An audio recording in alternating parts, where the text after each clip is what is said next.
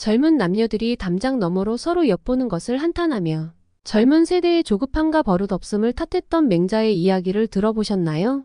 이처럼 젊은 세대가 버릇없다고 보는 기성세대의 관념은 수천 년이 지난 지금도 크게 달라지지 않았는데요. 이것은 비단 우리나라만 그런 것이 아닌 것 같습니다. 요즘 일본에서도 젊은 세대와 기성세대의 시각의 차이가 엄청 크게 느껴지는 경우가 있는데요.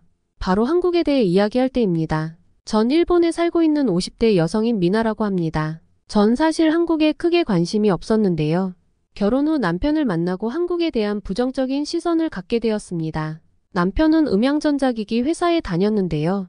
한국의 기술은 일본보다 현저하게 낮고 일본의 기술을 베끼기에 급급하다고 이야기를 자주 했습니다. 최근에 케이팝이 인기 있는 것도 일본의 문화를 베껴서 만들어낸 것이라며 수준 이하라고 이야기하더군요. 이런 이야기를 지속해서 듣다 보니 저도 한국에 대해 좋은 감정보다는 부정적인 이미지가 있었죠. 그런데 제 딸은 남편과는 달랐습니다. 한국에서 유행하는 패션과 음악에 관심이 많았는데요. 아이돌이라고 하나요? 젊은 한국 가수들의 노래를 듣고 춤을 따라 추는 등 케이팝에 푹 빠졌습니다. 한국 가수라면 모르는 가수가 없었고 한국에서 일본으로 콘서트라도 오는 한국 가수가 있다면 콘서트를 가기 위해 조르곤 했습니다. 이런 딸의 모습을 보며 남편은 철없다며 꾸짖기도 했지만 딸의 한국에 대한 열정은 꺾을 수 없었습니다. 전 저희 딸이 유난스러운가 싶어 회사 젊은 사원들에게 딸이 자꾸 한국 노래를 듣고 한국을 좋아하는데 이유를 모르겠다고 이야기했는데요. 조심스레 부하 직원이 자신도 한국 노래를 자주 듣는데 가수들이 패션도 멋지고 노래도 좋다며 작은 목소리로 말했습니다. 워낙 상하수직적이고 자신의 생각을 잘 드러내지 않는 일본 문화의 영향상 그렇게 이야기하는 것에는 많은 용기가 필요했습니다. 얼마나 한국이 좋았으면 그렇게 이야기했을까 짐작되었습니다. 사실 저도 외면하고 있지만 한국의 성장을 모르는 것이 아닙니다. 저도 마케팅 업무 일을 하다 보니 SNS나 외신들을 통해 최근 동향을 꾸준히 파악하고 있는데요. 일본이 잃어버린 30년이라는 소리를 들으며 경제 저성장과 매너리즘에 빠져 있을 때 한국은 빠르게 성장했습니다. 물론 급속도로 성장한 탓에 성장통도 있었고 부작용도 있었던 것으로 압니다. 하지만 이는 자연스러운 과정인 거죠. 한국과 일본에 대해 이야기하면 딸과 남편은 정말 불꽃 튀는 신경전을 벌이는데요. 얼마 전 아시안컵 대회 기간에는 정말 대단했습니다. 딸이 케이팝 가수들을 넘어 한국 축구 선수들까지 좋아하게 된 건지 한국을 응원하더군요. 남편은 이 모습에 엄청 화를 내며 어떻게 한국을 응원할 수 있냐며 큰 소리를 냈습니다. 딸은 오히려 당당하게 말했습니다. 아빠, 한국이랑 일본이랑 경기하면 당연히 일본을 응원해요. 하지만 대한민국이 다른 나라와 경기하면 난 한국을 응원할 거야. 한국 축구 선수들 실력도 뛰어나고 엄청 멋지잖아. 처음에는 역정을 내던 남편도 한국 축구 선수들의 실력은 인정하는지 더 이상 뭐라고 하지 않더군요. 저는 이건 또 무슨 상황인가 어리둥절해서 함께 축구를 보기도 했었는데요. 한국전도 보고 일본전도 봐야 해서 바빴답니다. 카타르에서 아시안컵이 열리다 보니 경기가 늦은 밤이나 새벽에 열리는 경우가 많으니까요. 이번 경기는 한국도 일본도 우승 후보로 예상되는 이유가 있습니다. 다들 아시다시피 손흥민, 이강인, 황희찬, 김민재처럼 외국의 유명 리그에서 활약하는 선수들이 있잖아요. 단순히 축구 경기만 잘하는 게 아니라 여러 면에서 국민들의 관심과 사랑을 받는 선수들이 있다는 것은 참 멋진 것 같습니다. 솔직히 한국 축구에 대한 일본의 반응은 다들 아시다시피 두 가지입니다. 한국 축구의 수준이 많이 발전했다, 일본도 긴장해야 한다 하는 의견도 있지만 한국 축구의 수준은 아직 일본보다 아래라고 하며 당연히 우승은 일본일 거라고 이야기합니다. 아시안컵에서 고전했던 한국 경기를 보며 후자의 의견들이 더 많았던 것도 사실입니다. 전반전에 고전을 면치 못하고 극적으로 무승부로 성적을 받을 때만 해도 더 그랬고요. 하지만 16강 진출 이후 한국팀의 경기는 정말 말 그대로 K드라마가 따로 없었습니다. 이렇게 끝난다고? 하는 순간의 역전 골. 이전에 사우디전도 정말 99분에 터진 골로 그 새벽에 소리를 지르고 흥분했었는데요. 자리를 박차고 환호하게 만드는 대한민국 선수들의 경기란 정말 말의 모해입니다. 호주전은 더 했습니다. 0대1로 한국 대표팀이 지고 있었고 후반전 연장을 1분 정도 남겨진 상황에서도 골이 터지지 않았습니다. 남편은 여기까지가 한계인 것 같다고 들어가서 자자고 이야기했습니다. 그런데 대역전 골이 나와버렸어요. 황희찬 선수가 만들어 놓은 기회를 손흥민 선수가 잡은 거죠. 한국의 능력은 정말 대단한 것 같아요. 이게 9년 만의 역전이라고 하죠. 희찬 선수와 흥민 선수가 진짜 빛나는 활약을 했는데요.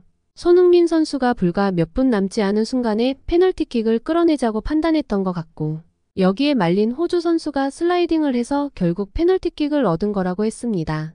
손흥민 선수의 활약은 정말 미쳤네요. 결정적인 경기에서는 모든 동작 하나하나의 부담감이 엄청날 것 같은데요.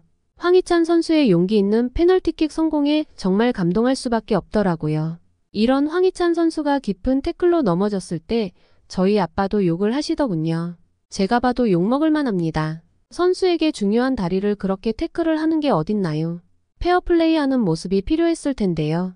한국 대표팀의 막판 맹공에 호주팀은 역전패 당한 것이죠.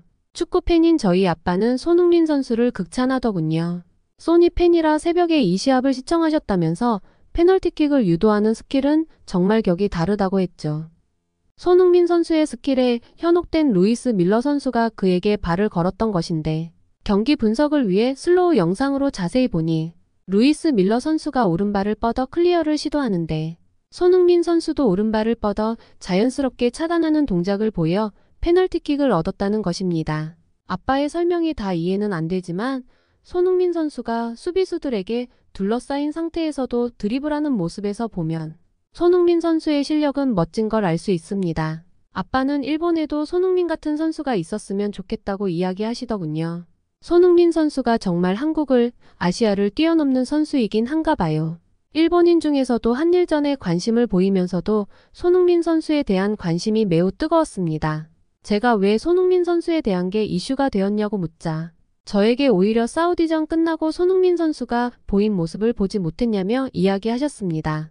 패배하고 실망하고 있던 상대방 사우디 선수 한 명 한 명을 진심으로 안아주고 격려하고 위로하는 손흥민 선수의 모습이란 정말 주장의 남다른 품격을 보여주며 감동을 주었던 것인데요. 자국의 팀이 우승해서 기쁨에 취하고 마음껏 즐겨도 될 텐데 오히려 상대방 선수들을 배려하는 이 모습이 일본 젊은 세대들에게 무척 인상 깊었던 것입니다. 일본에서는 예절 매너를 중요시하는 성향이 특히나 강한데 그래서 아마 이러한 모습이 더 강하게 남은 것 같아요.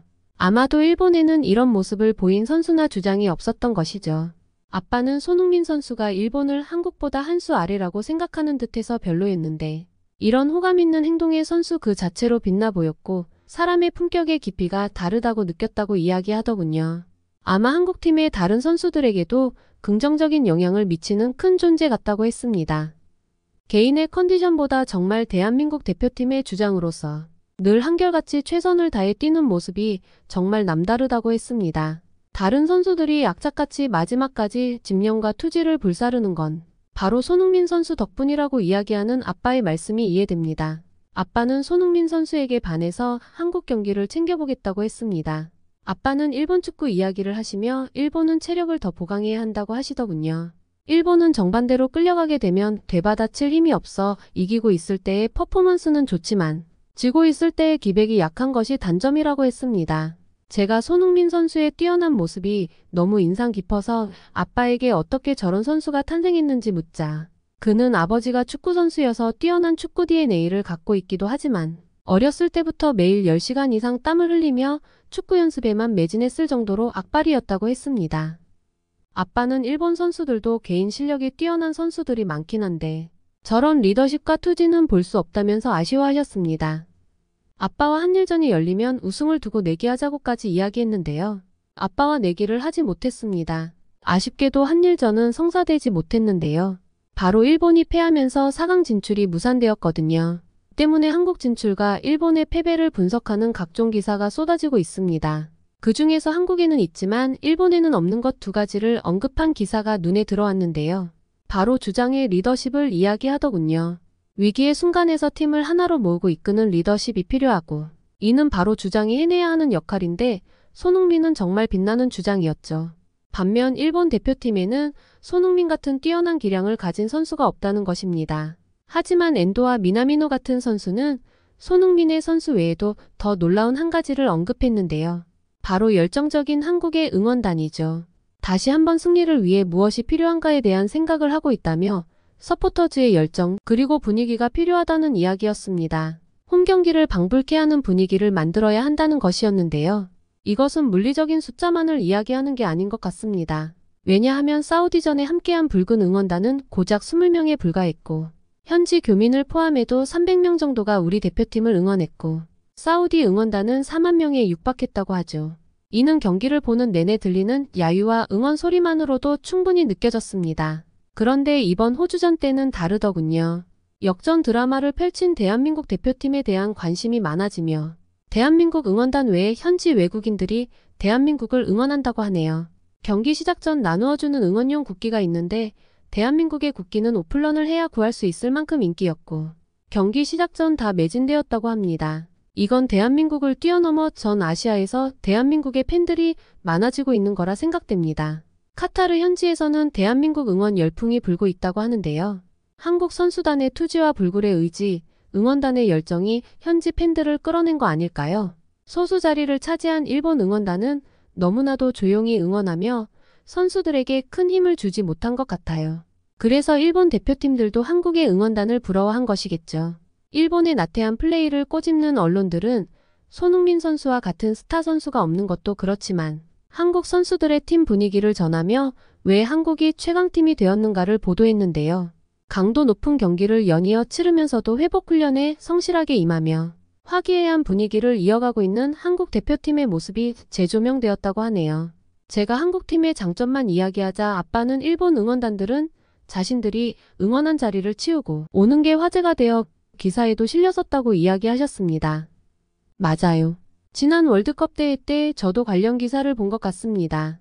어린 시절부터 청결에 관한 교육을 철저하게 하는 일본이기에 저는 이게 왜 이리 크게 논쟁거리가 된 건가 의아하기도 했었습니다. 그런데 아빠와 그 이야기는 나눈 이후 부끄러운 기사를 보게 되었습니다.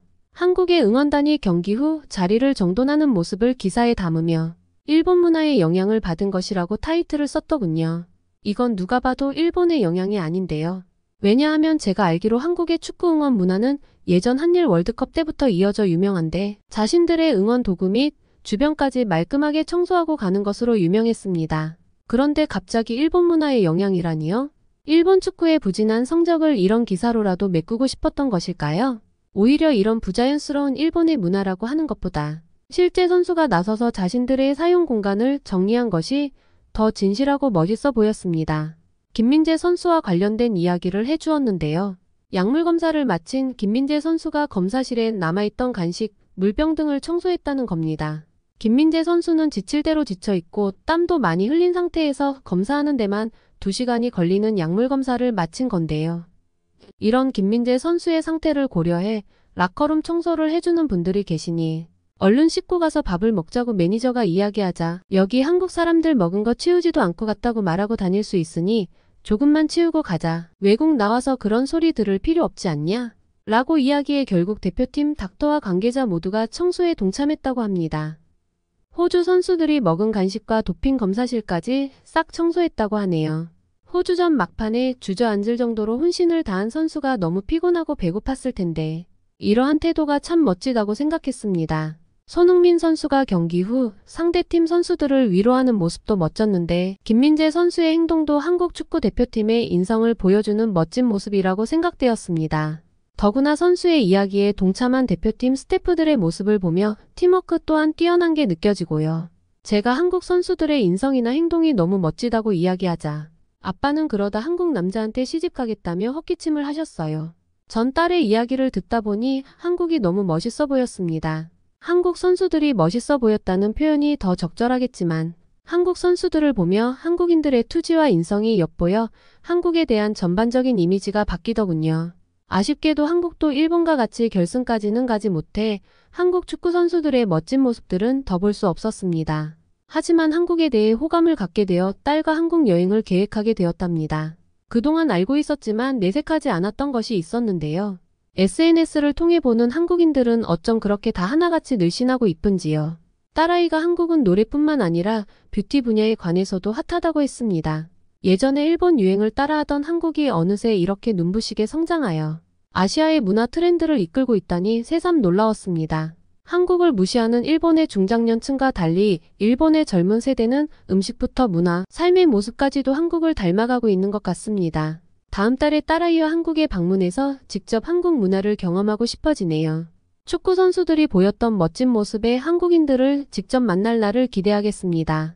오늘의 이야기는 여기까지입니다. 시청자 여러분들 추운 날씨에 건강 조심하시길 바랍니다. 응원이나 남기고 싶은 말이 있으시면 댓글로 남겨주세요. 감동적인 사연을 주변 사람들에게 공유하고 함께 이야기 나눠보세요. 끝까지 시청해주셔서 감사합니다.